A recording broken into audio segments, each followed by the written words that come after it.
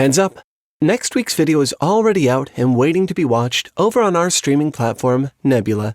Stay tuned for more details. The beanstalk has come down.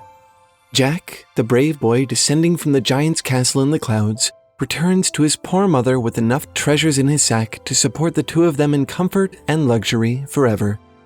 The glass slipper fits perfectly. The wicked stepmother and stepsisters get their comeuppance. Cinderella, no longer a servant, is rewarded for her virtue and whisked away to the palace by the prince of her dreams. The dragon has been slain, the wicked fairy defeated. Sleeping Beauty awakens with a kiss, finally reunited with her true love. Now there's nothing more for these fairy tale characters to do but live happily ever after. The end. Well, that's all for this video. Thanks for watching, as always, and we'll see you next time. Oh, wait. Actually, happily ever after itself is kind of a complicated idea, isn't it? It's one of those phrases we're so accustomed to hearing that we normally just accept it. We don't usually find it necessary to think about or actively interpret this particular series of words the way we would with other phrases. It's just become a formula, the standard light fairy tale ending. But it's really quite a strange thing to say if you stop and think about it. What does it mean to live happily ever after? Does it literally mean to live happily ever after? Are we really supposed to believe that these characters live perpetually in an idyllic, never-ending bliss for all of eternity? How is that even possible? Is it even allowed? What's really happening to all these characters who live happily ever after?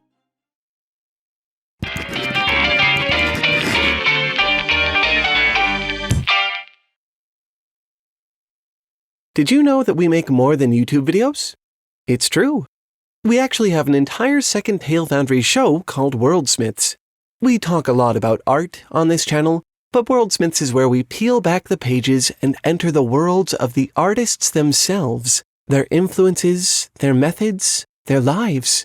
We've covered artists like Junji Ito, Clive Barker, and we even have plans to cover H.P. Lovecraft himself soon. You can watch Worldsmiths and a bunch of other videos we haven't uploaded here over on our streaming platform, Nebula. Sign up for the CuriosityStream Nebula bundle deal for just $14.79 a year, that's less than $125 a month, and get more Tale Foundry than you've ever had before. Visit curiositystream.com/TaleFoundry and use code TaleFoundry to get started. Humans have always been pretty confused by happiness. You know you want it, but what even is it? Happiness can be something you have. It could be something you are. Some say it's worth fighting for. Others believe it can't be attained through pursuit at all, but it is rather something that alights unexpectedly on you of its own accord when you live a good life. Some say happiness depends only on you and what you choose to do. Others say it's largely fate, fortune, luck, and external circumstance. Some believe the highest happiness comes from material things. Some believe it comes from God.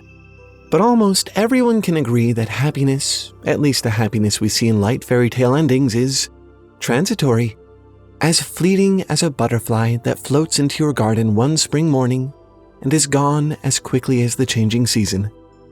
Happiness always leaves. Happiness always ends. Some would even argue that this inevitable ending is what gives mortal happiness its meaning. That knowing the transitory nature of happiness is what makes us capable of being happy to be happy. But what happens to people who live happily ever after? In 100 million years, if we came back to the palace of Prince Charming, would we still find Cinderella and the prince with the same unchanging smiles on their faces? Forever youthful, forever alive, forever happy? Isn't that kind of a strangely unsettling idea? It has the ring of the fake to it, a taint of pretense and unrealness, of the plastic, even perhaps of the corporate and faintly dystopian. The kind of happiness you find only in the frozen, too wide smiles of Mickey Mouse toys in Disneyland gift shops. The literal meaning of happily ever after is happiness forever. But real life can never be idyllic or perfect. Real happiness can never be forever. Happily ever after is fake.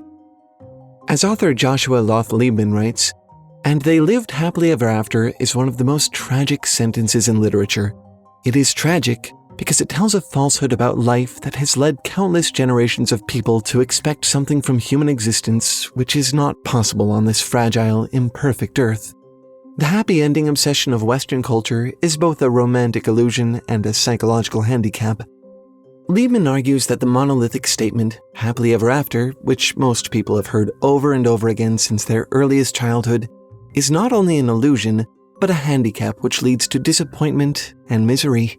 It paints a false picture, suggesting that it's possible for life and love to be permanent, unblemished perfections. That perfect moral bliss in all senses of the word is a destination you can arrive at. And that, Liebman argues, is a dangerous idea. Because the belief, even the unconscious belief, in the permanence and perfection of earthly happiness sets the stage for envy and anxiety when the real world inevitably fails to meet your expectations. As Liebman puts it, life is not paradise. It is pain, hardship, and temptation, shot through with radiant gleams of light, friendship, and love. In other words, the fairy tale ending, "and they lived happily ever after," is a false, impossible, empty lie when held up to the realities of the world. But then, I suppose, so are all fantasies. Dragons and magic beans and enchanted glass slippers aren't exactly realistic, but we do still love them, don't we? All this makes me wonder, is it really so bad to indulge in an idealistic notion of permanent bliss? Just like we want to go on adventures, want to be heroes, want to live in a world with dragons and magic and true love and cosmic justice for the good, we want to believe in the idea of a life with our loved ones, permanently free from pain, loss, struggle, and heartache. That actually sounds kind of nice, doesn't it? Is it really such a bad thing to let ourselves imagine? In my personal opinion, and extremely unsurprisingly, no, not really. Sure, happily ever after is impossible, but does that really make it harmful? So harmful we need to reject it? Happily ever afters aren't real. Dragons aren't real either. Both are acceptable in fairy tales. Both are fictional ideas that can give readers enjoyment, escapism, and comfort. This much I think we can accept. But even if we do, there's still sort of a problem.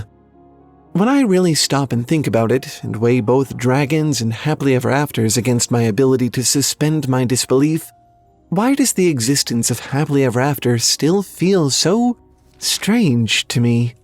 Strange in a way that the existence of dragons never has. What I mean by this is, crazy things happen all the time in fairy tales, don't they? People climb magic beanstalks, ride in enchanted pumpkin carriages, fight dragons, and talk to fairies. People turn into frogs, and frogs turn into people. We're able to accept without blinking an eye that true love's kiss can undo death, or that a big bad wolf knows enough to trick a little girl. But when I start analyzing the real implications of happily ever after, I'm left scratching my head. Why? Why does this particular make-believe seem to feel a little off? What makes the fantasy of happily ever after any different or any harder to accept than the others? The answer, I think, is that the impossibility of dragons and the impossibility of eternal happiness are not equal. Dragons are a falsehood in real life, but they are real within the context of the fairy tale. However, happily ever after is not only a falsehood in real life, it's also a falsehood, a contradiction within the context of the story. When we read fairy tales, we know we're supposed to suspend our disbelief and let the weird happen. But they, like all stories, have their own internal rules. In Cinderella, we see that a pumpkin in the garden is turned into a carriage. The fairy godmother tells her that it will turn back into a pumpkin at midnight. Later, when the clock strikes 12, it does. As ludicrous and as fantastical as the actual happenings in the story are, they are, internally, consistent. However, the equally fictional happily ever after feels weird to me because it's not internally consistent. It doesn't follow the same set of rules that the rest of the tale apparently runs on. From once upon a time through to the last sentence before happily ever after, we see the characters encounter risk, pain, loss, bad luck, temptation, physical danger, and often even death. Throughout the story, the fairy tale universe establishes itself as a universe similar to ours, a world where conflict and hardship exist. In fact, those things are usually the catalyst for the very story being told. Yet, at the very end, we're suddenly told that everything's good now? Forever? The protagonists are happy and nothing will change that ever again? And they lived happily ever after isn't simply a statement of another thing which happened in the sequence of the plot. It's a statement that, in order to be taken literally, requires a change in the operational rules of the story itself. The story is built on conflict, but happily ever after vanquishes the possibility of conflict. The story is built on the roller coaster ride of emotions, yet happily ever after ends that ride. If taken literally, it would imply that the story universe stagnates, becomes a world of ubiquitous eternal sameness where nothing except for happiness exists. A state of equilibrium that's not really a kind of life, but closer to a kind of death. A lot of science predicts that our dynamic, ever-changing universe is heading toward an eventual heat death, a state of thermodynamic equilibrium where entropy can no longer increase and nothing will be able to happen or change ever again. Just so, the monolithic statement, happily ever after, seems to imply the same kind of stagnation for the fictional universe. In this sense, and they lived happily ever after, is not only inconsistent with the rest of the story, it contradicts itself. As it informs us about the character's eternal contentment, it also implies the death of the vibrant world we had come to believe they lived in, and, in a way, the characters alongside it. Well, perhaps not the death of, but the ending of. Happily ever after is an internal contradiction. It's made of different stuff than the other phrases in the story. It has different properties. In fact, because it's so unable to be integrated into the rest of the fiction, it's almost a fourth wall bend, almost an acknowledgement of the story's artificiality. And this reminder, even subconsciously, that the story isn't real, is enough to break the immersion and send the reader reeling back into their own world. By breaking the internal rules of the story, Happily Ever After ends the spell of the fantasy. In a way, it's a dismissal. A signal that we're done now, that the story is over and everyone can go home. Happily Ever After is like another way of saying, the end. I think these three words in this order have come to function more like a punctuation mark than a phrase. Just like a period is a signal for the end of a sentence, Happily Ever After is a functional signal for the end of a story. A signal that doesn't have to be, and is not really meant to be, interpreted literally. Even still, after all of this, the simple fact that it can break immersion doesn't make Happily Ever After bad. Impossible? Yes. Inconsistent? Certainly. But sometimes you want to tie your story up with a big red bow to leave a taste of satisfaction and finality in the reader's mouth. Yes, we often want to let the fantasy linger longer, let the story end for the audience sometime long after they close the book. But it doesn't hurt to make things simple every now and then. Sometimes you want simple. You know, there's usually about a week between each Tale Foundry upload, but you really don't have to wait that long if you don't want to. Our next video is already out, waiting to be watched over on Nebula. We've got a bunch of stuff over there that will never come out here on YouTube too, like this video about why artists depict angels how they do, or this one about an epic fantasy setting where the world itself has gigantic geographic genitalia. Actually, we're making an entire video series over there called Worldsmiths.